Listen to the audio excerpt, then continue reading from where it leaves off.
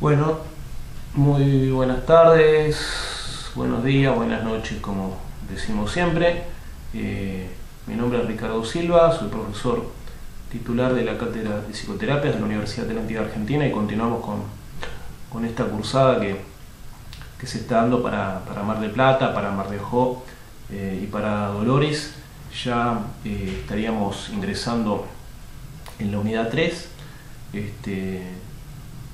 que está centrada en lo que es el microuniverso de la entrevista, ¿no? La entrevista psicológica, de la entrevista psicoterapéutica, ¿no? En la unidad 1 hemos visto un poco los aspectos históricos, ¿no? El desarrollo de las psicoterapias y también las referencias epistemológicas, ¿no? Todo la conformación de los marcos teóricos, ¿no?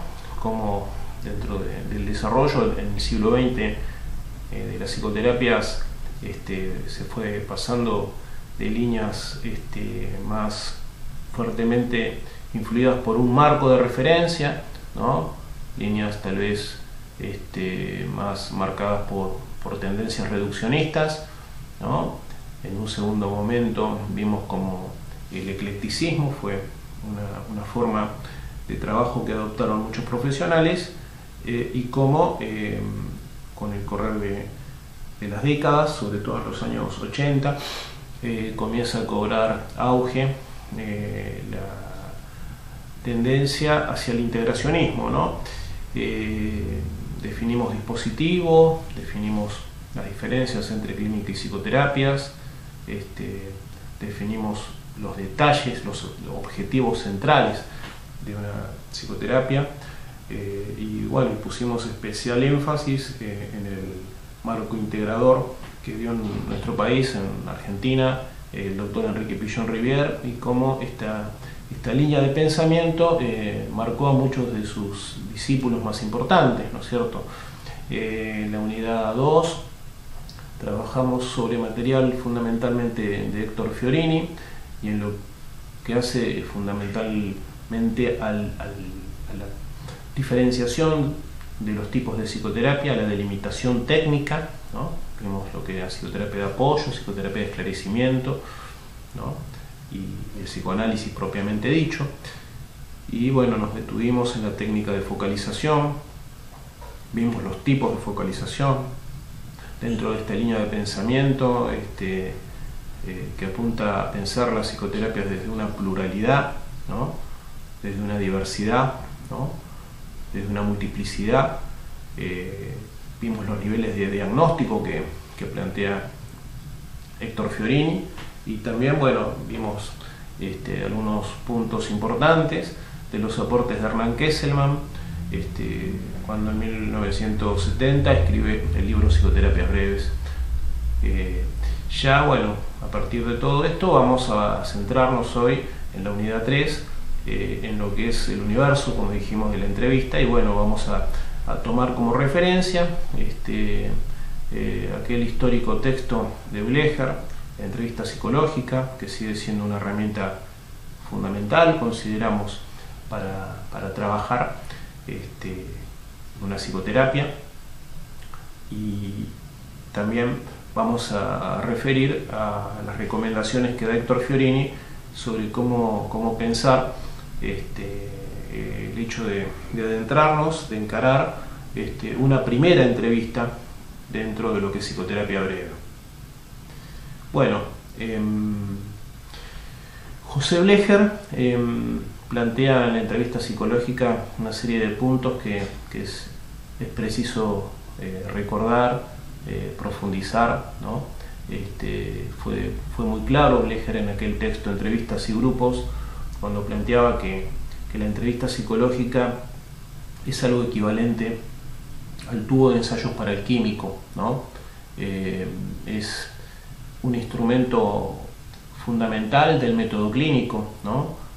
Lo define así, y como una técnica de investigación en psicología general. Dentro de la entrevista, o sea, de alguna manera los psicólogos que trabajamos en clínica y que trabajamos en psicoterapia nos vamos convirtiendo a la fuerza en profesionales, ante todo en el manejo de la entrevista, ¿no? Ser muy buenos entrevistadores, ser excelentes entrevistadores es un poquito la meta que va a definir, ¿no? lo que hacemos, ¿no? La efectividad de lo que hacemos, la claridad de lo que hacemos, el efecto que va a tener en aquellos, aquellas personas con quienes vamos a trabajar, justamente los entrevistados, ¿no es cierto? Planteaba Blecher como que el entrevistado es aquel que configura, ¿no? Y de alguna manera dirige, le marca un rumbo al proceso de la entrevista, y el entrevistador es quien de alguna manera controla, ¿no? Esa forma, ese rumbo, ese ritmo que es esperable que el entrevistado dirija o de alguna forma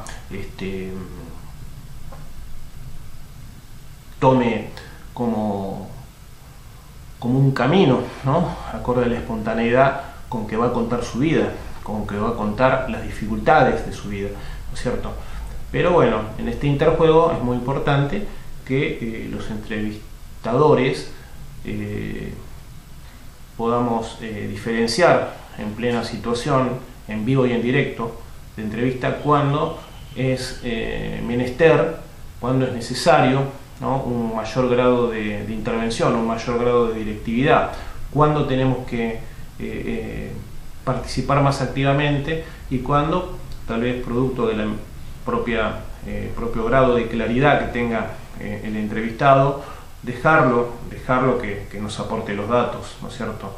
Tal vez cuando hay datos centrales para nosotros que no aparecen en el discurso, ahí es donde, bueno, vamos a tratar de indagar aquello que es preciso. Pero bueno, reiteramos esto que planteaba Blecher: es el entrevistado quien configura, ¿no? Quien dirige, ¿no? Quien da forma, quien da rumbo a la entrevista en sí, al curso del diálogo, al curso de la interacción. Y el entrevistador, como decimos, controla, y vamos a ver, en base a nuestro criterio, ¿no? En base a nuestra formación, cuándo va a ser necesario preguntar allí donde faltan datos, o quitarnos alguna duda cuando algún dato quedó confuso, poco claro, ¿no? Un poco más ambiguo. Se dice, ¿no? que una entrevista es una relación humana en la cual uno de los integrantes va a estar pendiente de todo lo que está pasando, ¿no? Y actuar según ese conocimiento, ¿no? La regla ya no consiste en obtener solamente datos, ¿no? De la vida total de la persona solamente, sino también, o por sobre todo, tener fundamentalmente datos de lo que está aconteciendo, del comportamiento que está dándose en el curso de la misma entrevista, ¿no? Ninguna entrevista de alguna manera puede agotar la personalidad total de una persona, ¿no? O puede mostrar la personalidad total de alguien, sino aspectos generales que los vamos a ir cotejando, los vamos a ir articulando con los datos que van a aparecer en nuevas entrevistas, ¿no?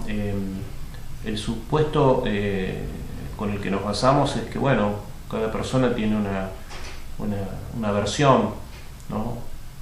De su vida, de su historia, ¿no? Una idea de quién es, ¿no? Y de lo que sabe acerca de sí mismo, ¿no? Y nosotros, un poco a partir de la escucha, a partir de toda nuestra formación, vamos a tratar de ayudarlo a que se pueda dar cuenta, más allá de lo que sabe, ¿no? De aquello que no sabe. Vamos a tratar primero de deducir lo que no sabe, más allá de lo que sabe, y de a poco vamos a tratar de mostrarle todo eso que de alguna manera nos está pidiendo conocer, ¿no?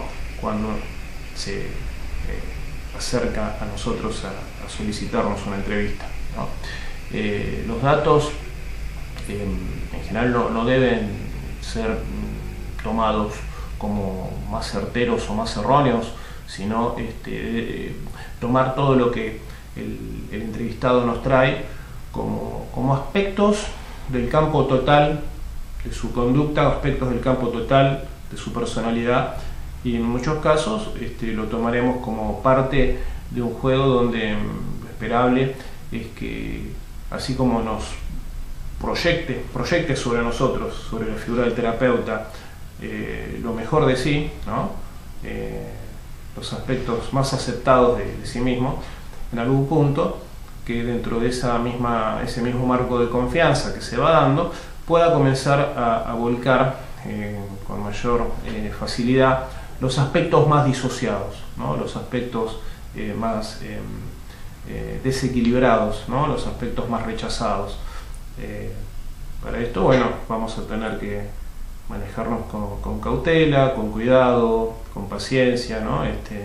Y es fundamental en este sentido la aceptación de la persona, ¿no? La aceptación del sujeto, independientemente de lo que nosotros podamos pensar acerca de criterio de valores, ¿no? Criterios valorativos, acerca de si pensamos o no igual que él, eso no importa. Nosotros en una situación de entrevista estamos para entender cómo detecta el mundo, ¿no? Cómo lee el mundo esa persona. Nosotros en base a eso, bueno, podemos disentir o no, pero lo que estamos es tratando de crear un vínculo, ¿no?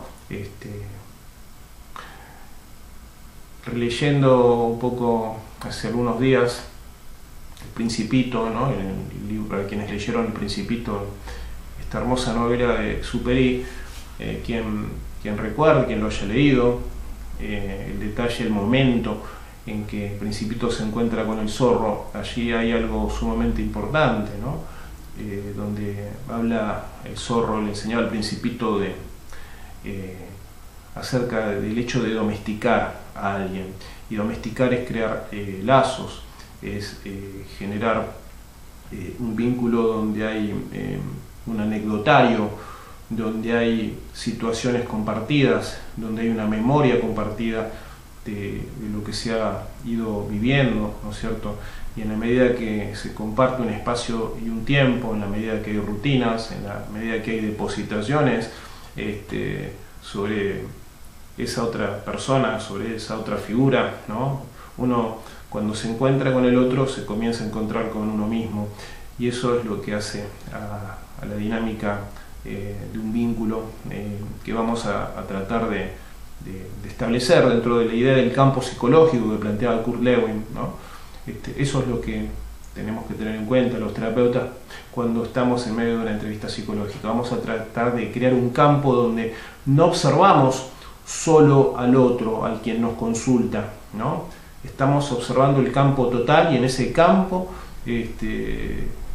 también está incluida nuestra propia persona y el efecto que va a provocar nuestra propia persona, ¿no?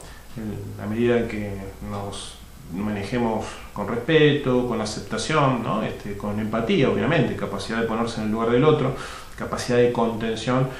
En la medida que esto lo hagamos, llamémosle en forma correcta, esto va a permitir el despliegue de los distintos aspectos de la personalidad del entrevistado, y eso va a facilitar que la entrevista se vuelva algo rico, ¿no? Algo que permita indagar los aspectos fundamentales para facilitar, para activar el cambio psíquico que perseguimos, ¿no es cierto?, los terapeutas, facilitar ese cambio psíquico que también se espera de nosotros a partir de nuestras intervenciones, ¿no?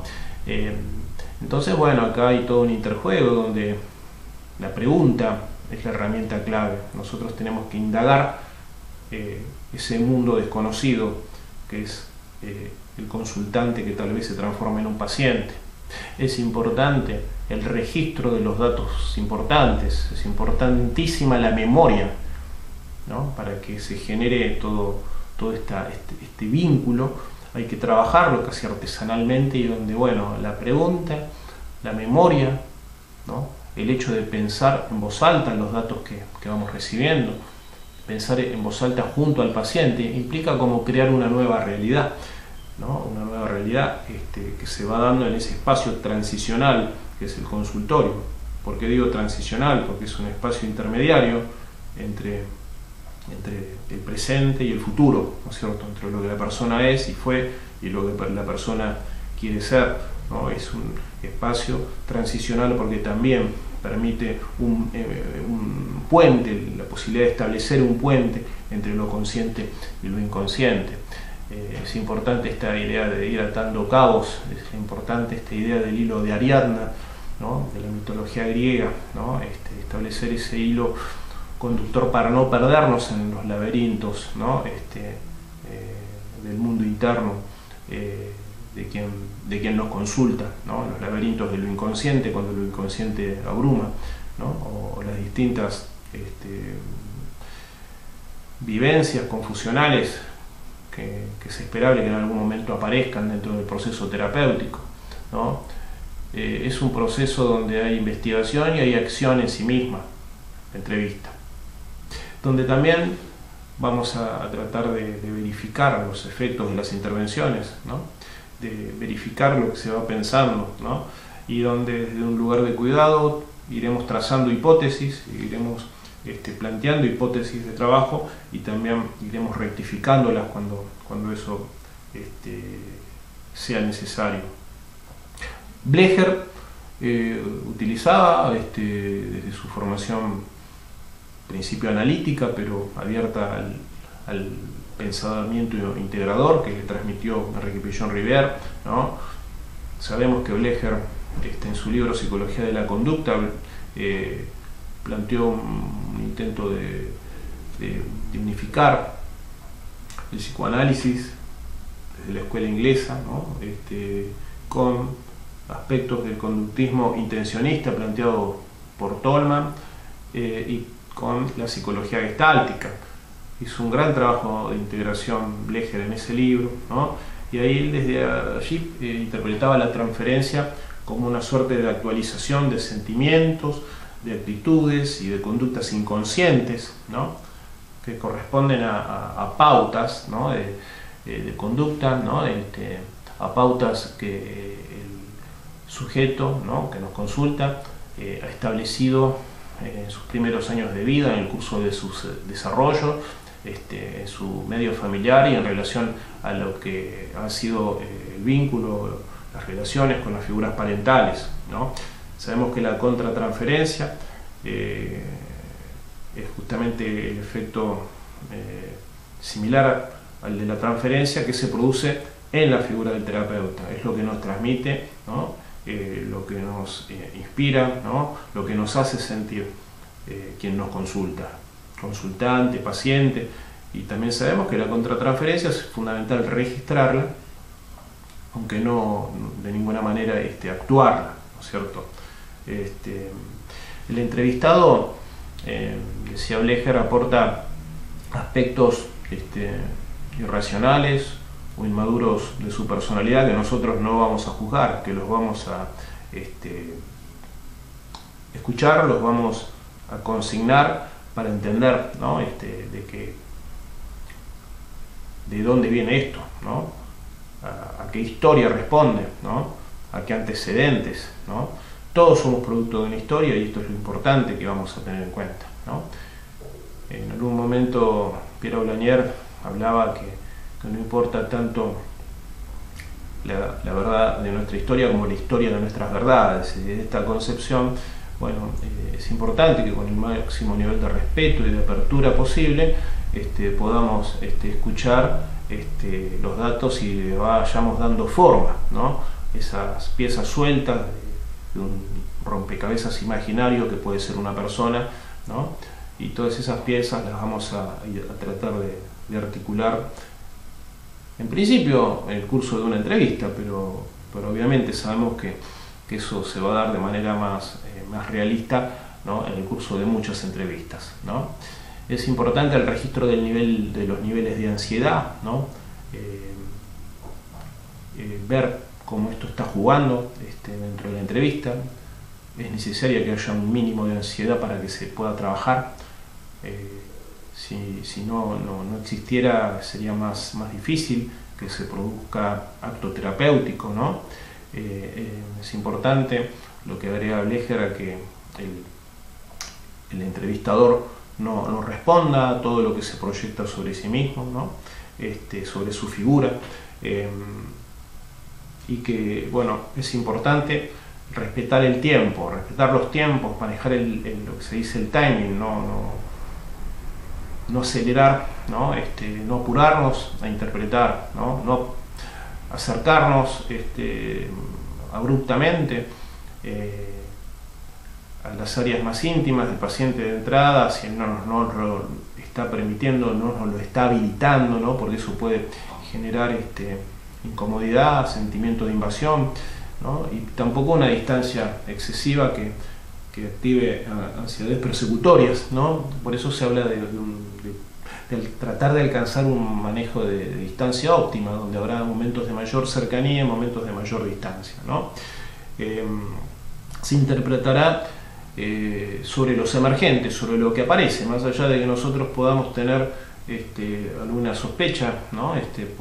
por algún acto fallido, ¿no? Por detalles que a veces con la experiencia podemos captar de lo que le pueda estar sucediendo al paciente, pero bueno, las interpretaciones en sí aparecerán sobre los emergentes de lo que la persona trae de manera manifiesta. Y acá, bueno, en este texto Blecher dice algo que, bueno, que se ha vuelto casi como un lema, ¿no? Como una regla indiscutible para todos los psicólogos, ¿no? Que toda interpretación fuera de lugar, fuera de contexto, fuera de encuadre, ¿no? Se considera una agresión, ¿no es cierto? Entonces, bueno, de ahí esta idea de que las interpretaciones van a darse sobre la base de lo que el paciente explicita verbalmente, aún en contradicciones, aún en actos fallidos, ¿no es cierto? Pero cuando salta a lo manifiesto, aquello que nosotros pudimos haber visto antes. Bueno, esto es algo central dentro del manejo de la entrevista. Blecher recomienda para un informe general, ¿no? El registro de datos filiatorios, del grupo familiar, ¿no? Sobre los procedimientos utilizados, ¿no? Cuáles eran los motivos, o sea, fundamentales por los cuales la persona consulta, ¿no? Cuál es su problemática vital, ¿no? Descripción general de aspectos que hacen en la estructura de personalidad, y bueno, si hay test, los resultados de esos test, establecer una conclusión general, un pronóstico y posible orientación. Bueno, estos son puntos importantes, generales, ¿no? Que bueno, siempre vienen bien, ¿no? Sobre todo si vamos ahora a empezar a trabajar casos, ¿no? A tener en cuenta, y si llegáramos a hacer algún roleplay, vemos cómo lo manejamos por la vía del Zoom, ¿no? Pero bueno, algo de todos estos puntos son claves para tener en cuenta, ¿no? Ante una situación terapéutica inminente. Bueno, Héctor Fiorini, autor que ya venimos viendo, ¿no? A lo largo de esta cruzada, tiene un texto que forma parte importante, es un texto que fue parte importante de la bibliografía de esta cátedra, ¿no? Que es el referente al manejo de la primera entrevista en psicoterapia breve. Según Fiorini, una primera entrevista es clave porque, bueno, va a determinar en gran medida si va a haber proceso terapéutico, va a determinar en gran medida si el consultante va a querer seguir atendiéndose con el profesional que lo ha atendido, que lo ha recibido, ¿no? Y en esta primera entrevista. Y bueno, me viene a mi memoria algo que una vez le escuché decir a un profesor que tuve en un posgrado, Marcos Bernstein, que habría una analogía con el ajedrez, ¿no? En el ajedrez, las aperturas definen el desarrollo, ¿no? Y esto es interesante pensarlo, ¿no? Dentro de un dispositivo terapéutico, ¿no? El manejo de la primera entrevista es central en función que es el momento más difícil. Cuando alguien llega a consulta quebrado, angustiado, con el psiquismo absolutamente caótico o abierto o disgregado o fragmentado, ¿no es cierto? Y bueno, la forma en que la persona se vaya de esa primera entrevista va a determinar en gran medida, probablemente en un 70-80% el rumbo posterior de lo que va a ser el posible trabajo terapéutico, ¿no? Y entonces acá Fiorini da una serie de pautas generales que son fundamentales tenerlas en cuenta, no olvidarlas nunca, pero bueno, hay un punto donde se comienza a trabajar el piloto automático, que esto, aunque no se lo piense en forma consciente, se lo va reproduciendo. Es como cuando uno maneja un auto, ¿no? Uno al principio, cuando está aprendiendo a manejar, piensa en los movimientos que va a hacer, ¿no?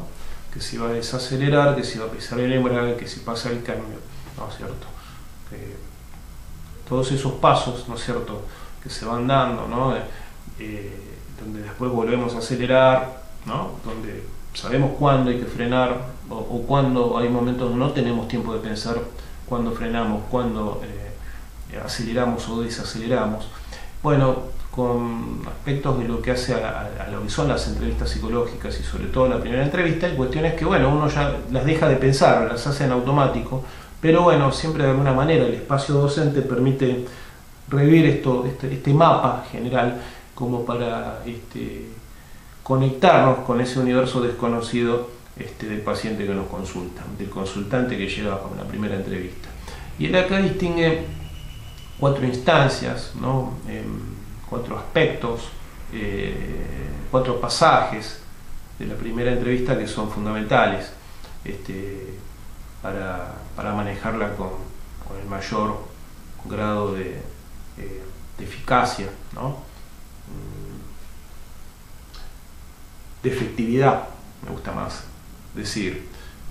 Y él hablaba de que, bueno, el primero enuncio esos 4 aspectos. Un primero tiene que ver con un diagnóstico aproximativo inicial que tendríamos que poder lograr a partir de la recolección de datos, ¿no es cierto?, que en principio vamos a ir a buscar en la medida que sea necesario, en caso que el paciente desde una exposición espontánea de su vida nos habilite a preguntar aquello a lo cual no se refirió, ¿no es cierto? Pero bueno, aspectos del diagnóstico aproximativo inicial, o más correspondería más decir la hipótesis diagnóstica en la cual vamos a trabajar inicialmente, porque bueno, el diagnóstico se puede definir en una entrevista o no, se puede definir a lo largo de varias entrevistas, ¿no? No tenemos que durante una primera entrevista sentirnos presionados a ya tener que armar un diagnóstico. Nosotros tenemos que poder construir vínculo, ¿no? Tenemos que poder, sobre todo, ganarnos la confianza de aquella persona que nos consulta. En la medida que integremos esos datos, incluso un trabajo que es post-entrevista, donde puede estar el espacio de supervisión, cuando no sea necesario, eso nos va a ir dando como elementos que van a, de a poco, ir armando el rompecabezas, ¿no? Ir armando el espacio terapéutico, ¿no? Y donde vamos a ir redefiniendo y ratificando ese diagnóstico que tal vez en una primera instancia, en un primer momento, pueda ser una hipótesis cerrada, una hipótesis rectificable. Pero bueno, el diagnóstico aproximativo inicial es parte de esa primera entrevista, en cuanto a tener una idea clara, ¿no?, de lo que le ocurre a esa persona y hacia dónde vamos a intervenir para ayudarla a modificar aquello que sea necesario que modifique. Una segunda instancia tiene que ver con la devolución inicial. hay que dar una devolución, es importante, recomienda Fiorini que haya una devolución inicial, por más que sea muy general. Un tercer aspecto que tiene que ver con lo que son las expectativas, ¿no? Consultarle al consultante, preguntarle al consultante, futuro paciente, tal vez futuro paciente, ¿no? ¿Qué es lo que espera, ¿no? de una psicoterapia? Esto Fiorini lo llama confrontación de expectativas, es algo que es importante que esté presente en una primera entrevista. Y finalmente, ¿no? el cuarto aspecto es la propuesta de un contrato y el establecimiento o fijación de las pautas del lenguaje. Volvemos un poquito al primer punto del diagnóstico aproximativo inicial. Acá Fiorini, en base a la recolección de datos, sugiere tener en cuenta tres aspectos, ¿no? Un nivel de análisis diagnóstico que él llama clínico y dinámico, donde por un lado vamos a tratar de fundamentalmente registrar, pesquisar los síntomas centrales por los cuales la persona está consultando, ¿no? Vamos sí o sí a indagar aspectos de la historia familiar, ¿no? Del universo vincular de la persona, ¿no? Todo el área afectiva, ¿no? Cuáles son las personas gravitantes, centrales en la vida del paciente, ¿no es cierto? Un nuevo aspecto a tener en cuenta, Fiorini lo llama la relación éxito-fracaso en diversas tareas, ¿no? O actividades que la persona realiza, ¿no? Tiene que ver con registrar los aspectos adaptativos, ¿no? Tiene que ver con registrar lo que la persona hace, de qué vive la persona, ¿no? A qué se dedica y cómo se siente en función de aquello que hace, aquello de lo cual vive, aquello a lo cual vuelca supuestamente lo mejor de sí, esté vinculado a una actividad laboral, una actividad formativa, ¿no es cierto? Pero bueno, esto lo tenemos que indagar independientemente de que ese tema sea el motivo de consulta. Y otro aspecto, ¿no? que hace al diagnóstico clínico dinámico, dentro del cual estamos, es aspectos de la interacción, ¿no? del consultante con el terapeuta. Un segundo aspecto a tener en cuenta dentro del diagnóstico aproximativo inicial es el diagnóstico, lo que llama Fiorini el diagnóstico de la motivación que tiene la persona para realizar una psicoterapia.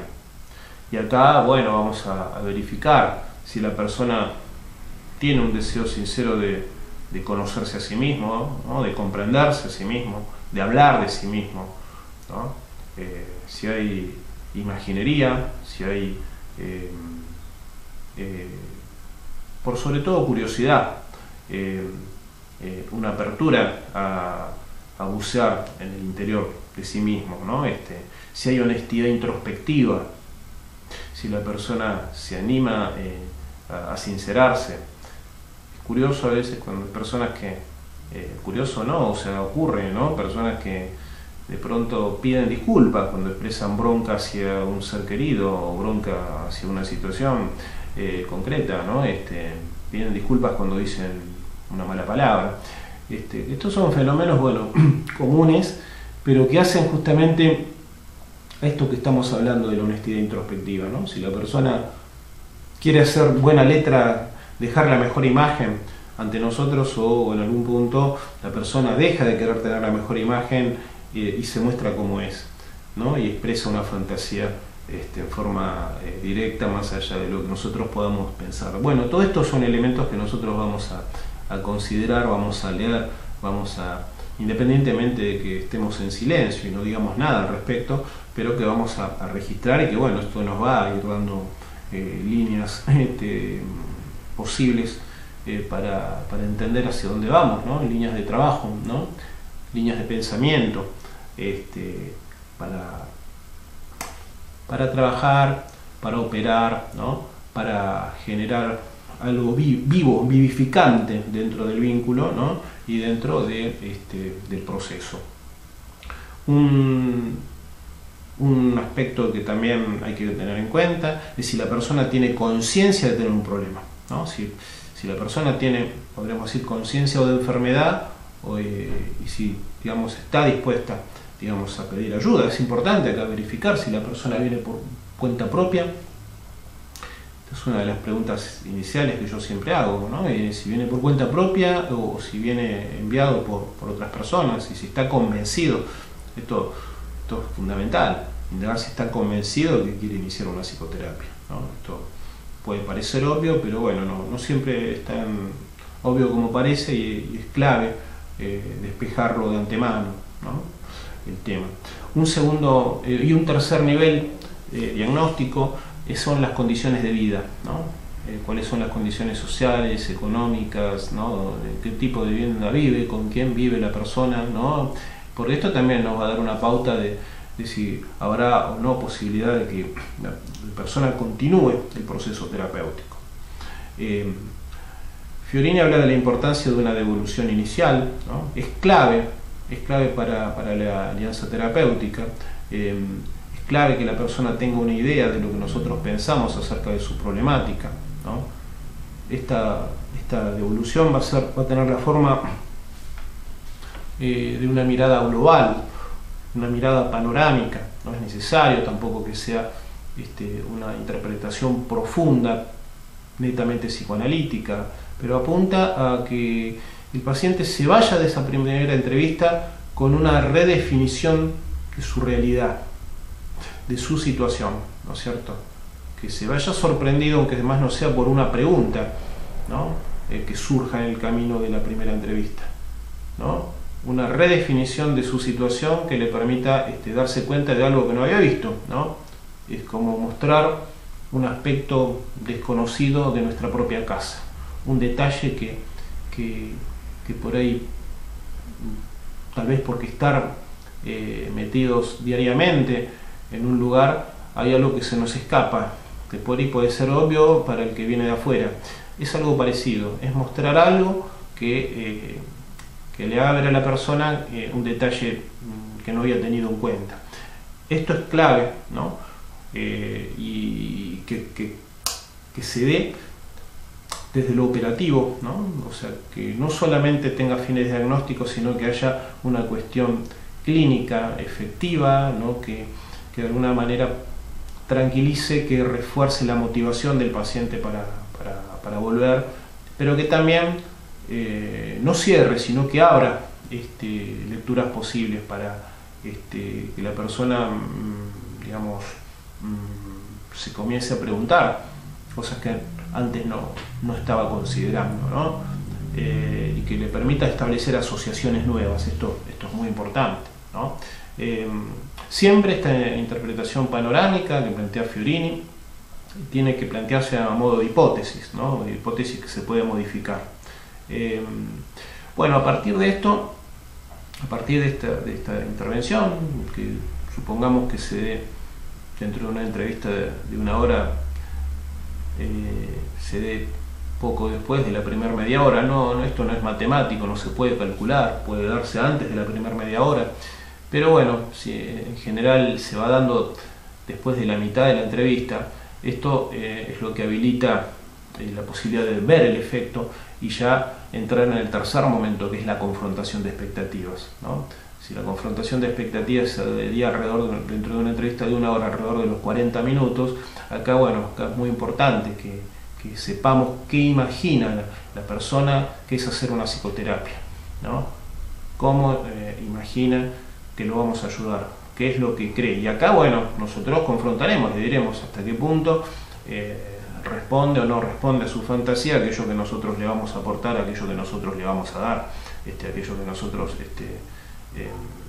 vamos a hacer a través del empleo de diversas técnicas, ¿no? Que pueden ser verbales, como pueden ser, según la formación del terapeuta, herramientas que pueden provenir de recursos de movilización, gestálticos, dramáticos, bioenergéticos, por ejemplo, ¿no? O a través de otros recursos lúdicos que permitan un poquito en algún momento, no digo barrer defensas, pero sí liberar trabas que puedan impedir un proceso terapéutico esperable, ¿no? Aunque siempre va a haber un momento posterior de poner palabra al efecto de esas técnicas de movilización. Entonces, bueno, en confrontación de expectativas es importante que nosotros por ahí aclaremos al paciente que si va a haber momentos donde surja la angustia, no va a ser como la angustia como fin en sí mismo, sino como un medio para generar una expansión de conciencia, ¿no? Y bueno, acá justamente es importante que se despeje el campo de ambigüedades, que quede claro cómo se va a trabajar, ¿no es cierto? Aclarar si puede haber en algún momento una interconsulta con un psiquiatra, si es que esto fuera necesario, o si puede llegar a haber en algún momento una convocatoria a algún familiar, si esto también llegara a ser necesario, ¿no? O algún otro tipo de intervención donde se pueda sugerir, ¿no? Consultar a un abogado si estamos ante un caso, no sé, supongamos de violencia familiar. Entonces, bueno, en la medida que aclaramos cómo vamos a trabajar, ¿no? Donde cada terapeuta se va a manejar acorde a su formación, a su ética, ¿no? Y a su criterio. Y bueno, el cuarto punto, el cuarto momento central tiene que ver con la propuesta de contrato, ¿no? Acá se van a fijar las pautas del encuadre, que ya lo hemos hablado, ya lo hemos trabajado en clases anteriores, ¿no? Donde se define el honorario, ¿no? Se definen las responsabilidades, ¿no es cierto? Un poco es como diferenciar los derechos y las obligaciones, ¿no es cierto? Un poco una terapia lleva en alguna medida, en algún punto a ver esto, ¿no? Que más tarde o más temprano nos damos cuenta que no siempre querer es poder, ¿no? Que tenemos derechos en tanto también tenemos obligaciones, que no somos el centro del universo, ¿no? Y justamente esto es otra forma de entender la castración, de entender la finitud, de entender los límites, ¿no? Pero límites que únicamente en la medida que los conocemos son lo que nos van a aproximarnos a nuestras posibilidades, ¿no? A ver nuestros potenciales, ¿no? y a poder digamos, enriquecer nuestra personalidad, lograr un máximo nivel de, llamémosle, de plasticidad yoica, ¿no? Pero bueno, alguna vez escuché un psicólogo chileno, ¿no? En un congreso latinoamericano donde decía que una persona bien analizada sería aquella que, desconfiando de sí misma, es capaz de inspirar confianza en el otro. Si vamos a lograr con el tiempo esta actitud, ¿no? De sigilo, de cautela, ¿no? De duda, ¿no? Que también es la duda nuestra, ¿no? Acerca de quiénes somos, hacia dónde vamos, ¿no? Donde no caigamos en un exceso de confianza que pueda llevar a la vanidad, ¿no? Ni en un nivel de autocrítica extremo que nos quite confianza, ¿no? Poder entrar en una actitud donde tomamos justamente conciencia del límite y de la posibilidad, y esto nos permita ser personas más abiertas a vivir saludablemente, registrando nuestras contradicciones y las de los demás también. Bueno, esto sería el material básico para considerar el universo de la entrevista. Esto se profundizará con la bibliografía y a partir de ahí, bueno, tendremos en cuenta los análisis de casos por venir en las futuras clases. Bueno, ahí estaremos. Muchísimas gracias.